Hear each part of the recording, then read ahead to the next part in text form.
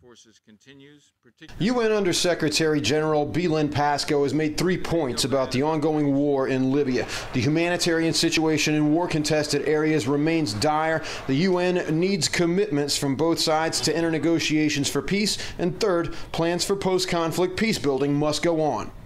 Of course, the plan will be guided by the principle that the fate of Libya is to be decided by the Libyan people, and that their representatives must determine what assistance they would like in the end from the international community. 3 months into a bloody revolution, however, Libya remains deadlocked with no political solution in sight. The Gaddafi regime insists on a ceasefire, including an end to NATO operations as a prerequisite for negotiations. The Transitional National Council, which represents the opposing revolutionaries, hasn't budged an inch. For its part, the TNC maintains that negotiations on a ceasefire and other related aspects can only start with the removal from power of Colonel Gaddafi and members of his family, and the withdrawal of the Libyan army from cities forcibly occupied after the outbreak of hostilities. Pasco did indicate that generals and other officers once loyal to Gaddafi continue to defect to Italy. He also said that Gaddafi's capital of Tripoli lacks food, fuel, medicine,